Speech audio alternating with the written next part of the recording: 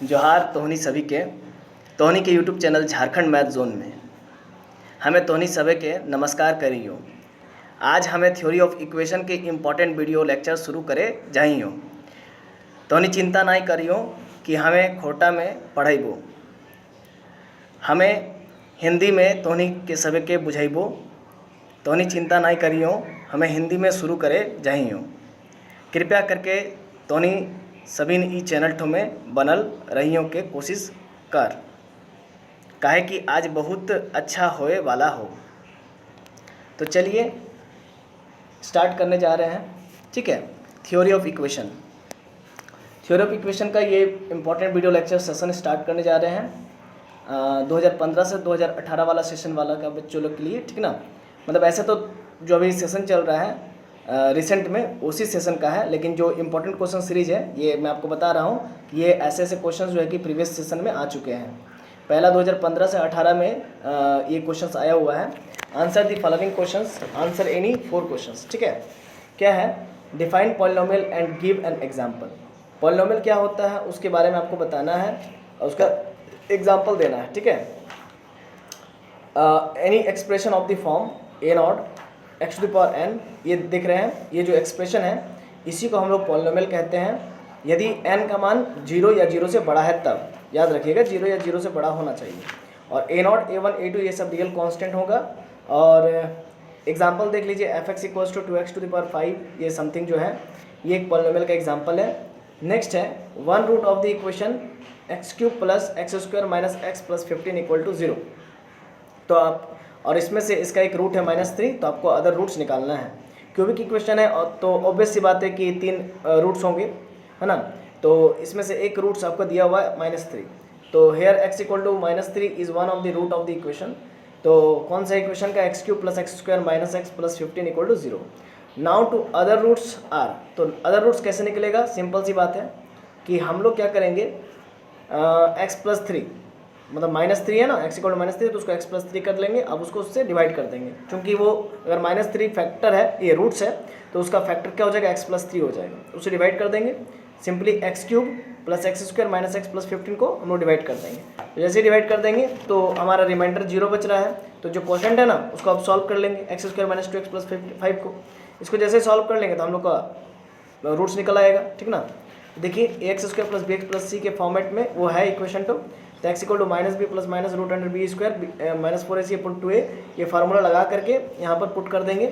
-b a और c जो भी है उसको पुट कर देंगे। जस्ट अब पुट करने के बाद इसको सॉल्व कर देंगे। जैसे सॉल्व करेंगे तो x = 1 ± 2 आयोटा मिल जाएगा। तो फिर x = 1 + 2 आयोटा और 1 - 2 iota are the other 2 roots. चलिए नेक्स्ट क्वेश्चन है, every equation of an odd degree. कोई भी इक्वेशन अगर ऑड डिग्री का है, मान लीजिए 3 ऑर्डर का है, मान लीजिए 7 ऑर्डर का है, मान लीजिए 5 ऑर्डर का है, तो every equation of an odd degree has at least 1 real roots. तो कोई भी अगर ऑड डिग्री का इक्वेशन है तो उसका कम से कम एक रियल रूट जरूर मौजूद रहेगा। क्योंकि आप एक सिंपल सी बात जानते हैं कि कॉन्जुगेट रूट्स जब भी आता है तो वो जैसे कि पेयर में आता है। जैसे कि अभी आपने देखा 1 + 2 आयोटा, 1 - 2 आयोटा, और एक तो इसमें रियल रूट था -3, अभी आपने देखा, ठीक ना। तो ठीक इसी प्रकार से ऐसे क्वेश्चंस को अभी हम लोग टैकल करेंगे, ठीक है ना। और ऐसा थ्योरम है, ये एज इट इज़ थ्योरम है, तो इस थ्योरम को अभी हम लोग कवर करने की कोशिश करेंगे। Every equation of an odd degree, अगर कोई भी इक्वेशन ऑड डिग्री का है, हैज एटलीस्ट 1 रियल रूट, जिसमें कम से कम एक रियल रूट मौजूद रहेगा, of sign opposite to that of the last term. मतलब ये कहना चाह रहा है कि इक्वेशन का जो लास्ट टर्म होगा ना उसके अपोजिट में होगा, है ना, उसके अपोजिट साइन में होगा रियल रूट। अगर मान लीजिए ax² + bx + c है, प्लस c है, तो जो रियल रूट होगा माइनस में होगा। और अगर वहाँ पर -c है, ax² + bx - c, तो जो रियल रूट होगा वो प्लस में होगा। c में जरूरी नहीं, c तो वो तो उसका कांस्टेंट है ना, तो वो आपका जो है कि अपोजिट साइड में मौजूद रहेगा। खैर उसको हम लोग यहाँ पर नहीं ज़्यादा ध्यान देंगे। हम लोग यहाँ पर किसकी और गंभीर रहेंगे, तो कोई भी इक्वेशन रहेगा और डिग्री का, तो उसका जो है कि एटलीस्ट 1 रियल रूट होगा, ये हमको प्रूफ करके दिखाना है। तो आप लिखिएगा क्या कि let the polynomial equation f(x = 0) be the nth degree. मान लेंगे कि कोई पॉलिनोमियल इक्वेशन है जो n डिग्री का है, where n is an odd number, जिसमें एन क्या है, ऑड नंबर है, और since the equation is of the nth degree, और जो इक्वेशन है वो मेरा n डिग्री का है, और therefore the equation f x equal to 0 has n roots. Obvious सी बात है, अगर n डिग्री का इक्वेशन है तो n रूट्स मौजूद रहेगा ही रहेगा। That is the number of real और इमेजिनरी रूट्स। तो रियल और इमेजिनरी रूट्स कितने रहेंगे एफ एक्स इक्वल टू 0 का, वो सभी ऑड होंगे ना। क्यों? क्योंकि आपका इक्वेशन क्या है, ऑड डिग्री का। बट वी ऑल्सो नोटेड, लेकिन हम लोग जानते हैं कि इमेजिनरी रूट्स हमेशा जो है कि कॉन्जुगेट पेयर्स में, है ना, मौजूद रहते हैं। इसी वजह से has the number of imaginary roots will be an even number, तो वो इवन नंबर में इमेजिनरी रूट्स आ जाएगा। और कंसिक्वेंसली अगर इवन नंबर में हुआ तो ऑड में से इवन हटा देंगे तो बचेगा क्या, कोई एक ही ना बचेगा। जैसा सिंपल सा आप समझिए, अगर और डिग्री कितना है 7 है मान लीजिए, उसमें से 6 को हटा देंगे, इवन नंबर 6 को हटा देंगे तो एक बचेगा। अगर मान लीजिए 5 है, 5 ऑर्डर का आपका पॉलिनोमियल इक्वेशन है, या 5 डिग्री का आपका पॉलिनोमियल इक्वेशन है, तो 4 को हटा देंगे तो बचेगा क्या, एक ही ना बचेगा। तो consequently the number of real roots of f x equal to 0 must be an odd number, तो ऑड नंबर में होगा। Hence every equation of odd degree must have at least 1 real root. तो इस प्रकार से हम लोग कह सकते हैं कि जो भी इक्वेशन होगा ऑड डिग्री का, तो उसमें कम से कम एक रियल रूट जरूर मौजूद रहेगा। ठीक है, अब नेक्स्ट है डिवीजन एल्गोरिथम फॉर पॉलिनोमियल। देखिए डिवीजन एल्गोरिथम फॉर पॉलिनोमियल क्या होता है कि तो मान के चल कि एफ एक्स कोई जो है कि नॉन जीरो है और जी एक्स कोई नॉन जीरो है। There exist uniquely 2 polynomial q x and r x. तब जरूर की भाई तो कि क्यू एक्स एक पॉलिनोमियल मिल जाएगा और आर एक्स कोई पॉलिनोमियल मिल जाएगा। ठीक है ना।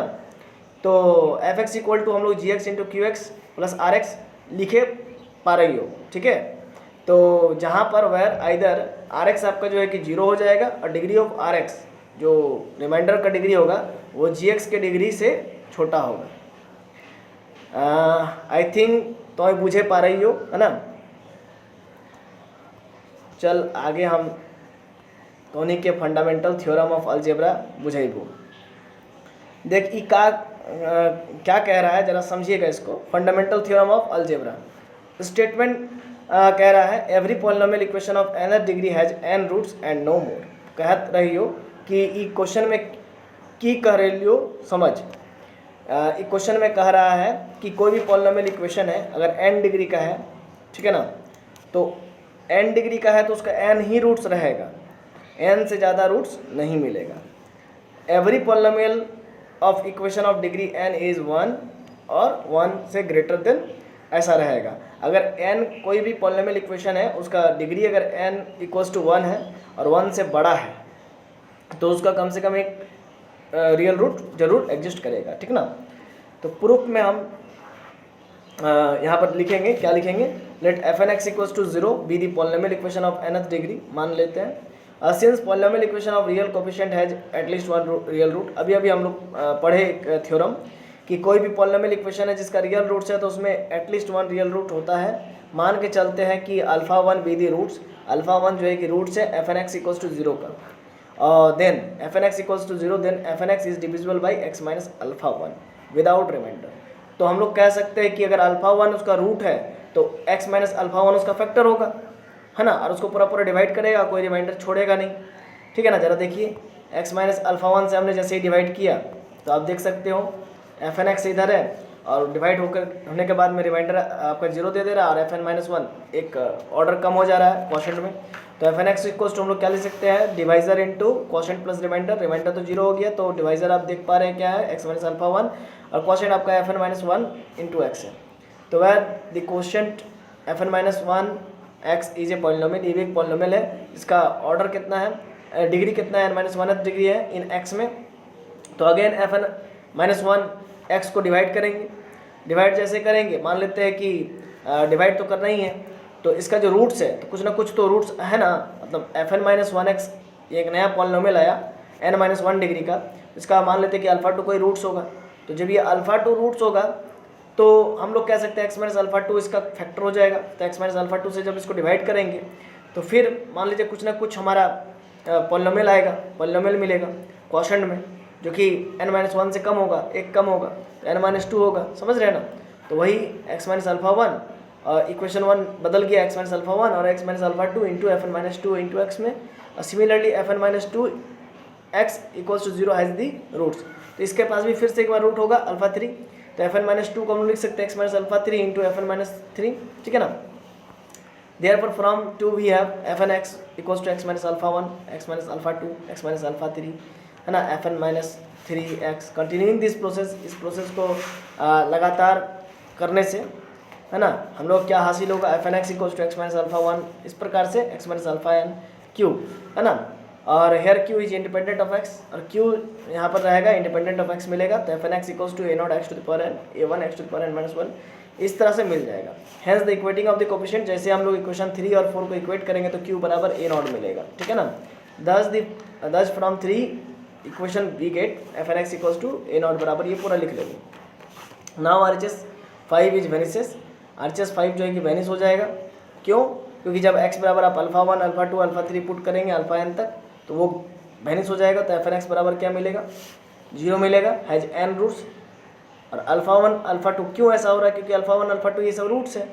अगर मान के चलिए कि now to prove fn x equal to 0 has got n and only n roots. अब हमको प्रूव करना होगा कि fn x इक्वल टू 0 जो इक्वेशन है उसका n और n ही रूट्स होगा सिर्फ। तो उस केस में s बराबर हम लोग मान लेंगे कि अल्फा 1 अल्फा 2 अल्फा n बराबर नहीं है। Then no factors of fn x can vanishes as evident, तब उस केस में fn x का कोई भी फैक्टर जो है कि वेनिस नहीं होगा, गायब नहीं होगा। क्यों? क्योंकि fn s not equal to 0 हो रहा है। कंसिक्वेंसली हम लोग कह सकते हैं कि fn s not equal to 0 हो रहा है, तो fn x equals to 0 can not have more than n roots.